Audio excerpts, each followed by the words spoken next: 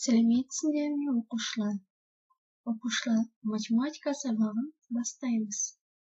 Бөлім бойынша тақырып көбейту және бөлу есептер. Бүгінгі сабағымыздың тақырыбы 3 санына көбейту және бөлу кестесін қарастыру.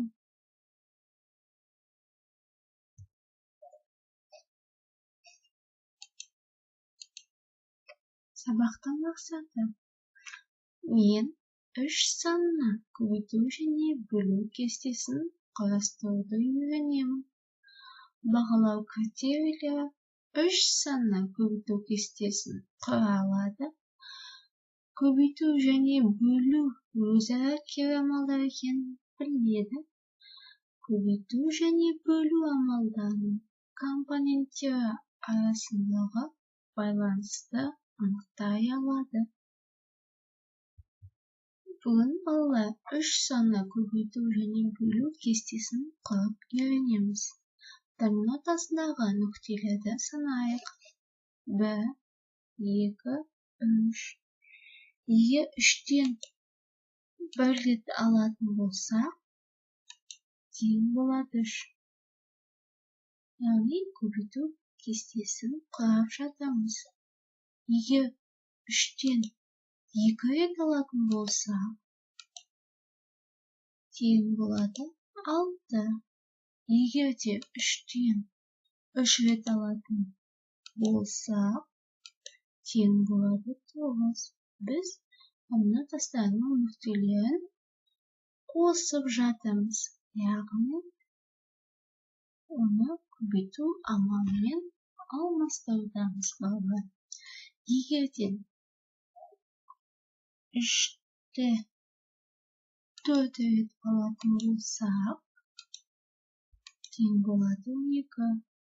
3-ті 5 рет алатын болсақ, тең болады 15. 3-ті 6 рет алатын болсақ, тең болады 18. 3-ті 7 рет алатын болсақ, тең болады 21. Неге 3-ті 8 рет алатын болсақ, тең болады 24.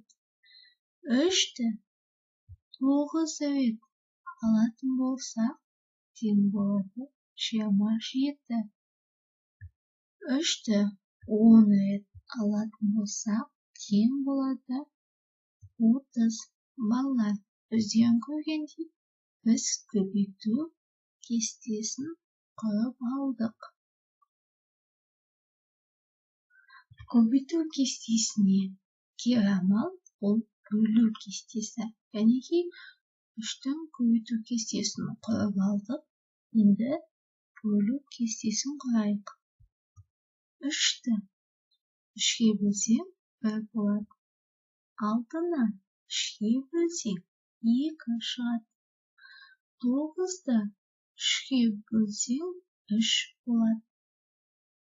Яғни солай жалғасып кете береді.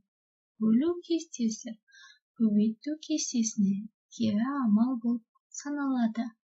Оқушылар, көбейту кестесін шартқа жаттап алайық. Неге? Балалар, мына суреттегі оқушыларды санайық. Бұл жерде қанша топ бар? Дұрыс айтасыңдар. Бұл жерде 5 топ бар. Және де әр топта 3 баладан. Біз 3 және 5 санын көбейтіп аламыз. Бізде барлығы 15 бала бар. Бұл есепке кері есеп 15 бөлу 3 тең 5. Сөздік көбейту және бөлу кестесі. Таблица умножения и деления. Multiplication and division table. Олар, сендерге бұл сөзді қажет болады және де өздерің іштей оқып, дауыстап оқып, жаттап аламыз. Кәнекей балалар, біз түсіндайық. Бүгінгі сабақта біздің тақырыбымыз түсінікті болды ма?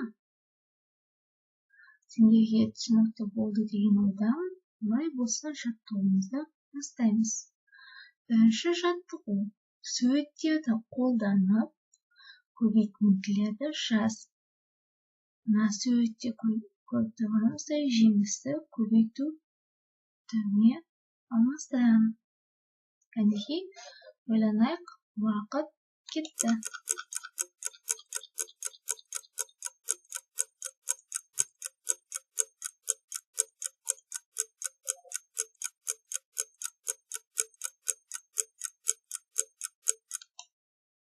Уақыт аяқталды балалар.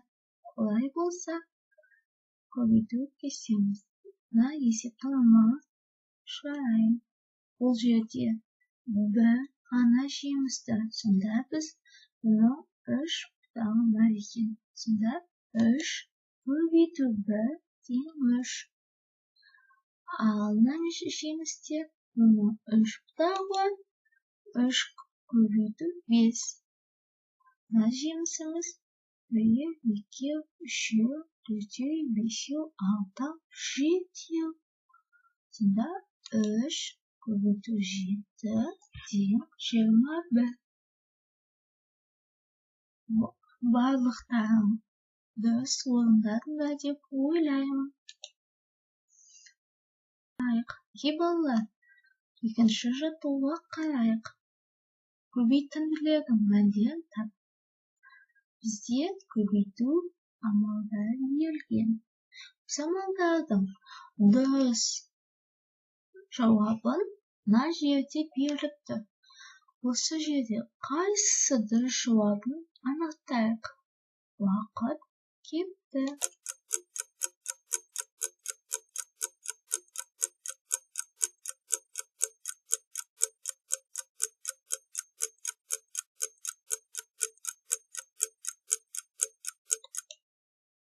Кәнекей балалар, сендер дұрыс жауабын таптыңдар деп ойлаймын. Өте дұрыс. Яғни, бізде бүгінгі сабақта түсіндіргендей көбейту амалдарының жауабы берілген. Жарайсыңдар балалар. Бүгін сабаққа толыққанды жақсы қатыстыңдар. Бүгінгі сабағым түсінікті болды деп ойлаймын. Кездескенше сау болыңдар.